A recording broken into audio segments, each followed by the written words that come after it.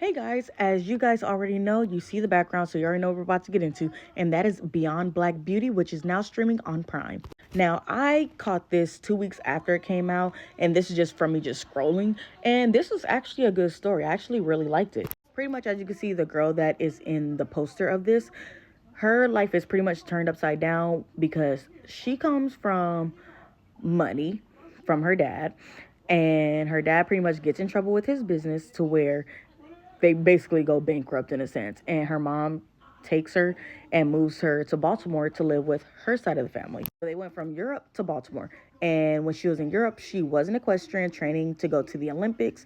And now she's in Baltimore and she's trying to figure out what to do and what's supposed to happen next. And it's kind of like big city girl going to a small town ranch, and it's that whole drama that comes with it. And not to mention the rivalry she has with her cousin, whom she's never met, but because she comes from money, they don't. It's always that family rivalry, like, you think you're better than me? No, I don't. Yes, you do. Yeah. And this is where Black Beauty comes in, because her aunt was actually looking to purchase a horse, and she purchased Black Beauty because they were going to pretty much off her because she was too wild and could not be trained. So they thought. And then when her aunt took the horse in, she's like, Beauty is too wild. Like, I don't know what to do. We're going to have to get rid of her. But old girl right here, she ends up finding a way to connect with the horse and being pretty much the only one who can ride her for the most part and get close enough to her. She ends up building that bond and that trust with the horse. And it's pretty cliche because it's like the ranch is in trouble and she has to find a way to help them raise money and do all of this stuff. And you know where I'm going with this. I mean, if you like stuff like that and you like equestrian films, I do highly recommend that you do check this out. The full first season is already released. It's streaming now.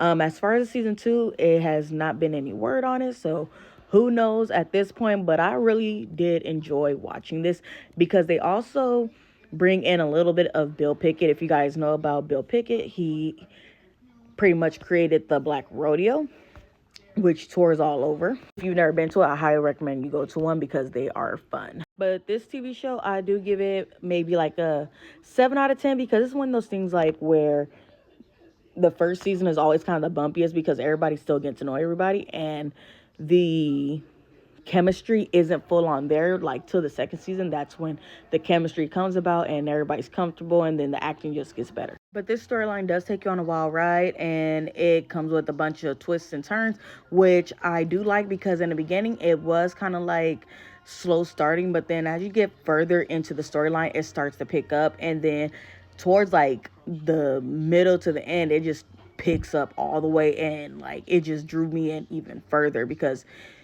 it it just went there. Okay, I'm gonna just say that it just went there. Things really hit the fan. It hit the fan. And I was like, ooh, this is a drama I was talking about. I'm like, this is getting real interesting, getting juicy. So I highly recommend that you guys do watch this. Like I said, my rating is a 7 out of 10. That's solely because I feel like it just started off a little slow, and then the acting also. But those things can change later on. So who knows? But yeah, I highly recommend it, and it is on Prime streaming now. So I will see you guys in the next video. Okay, bye.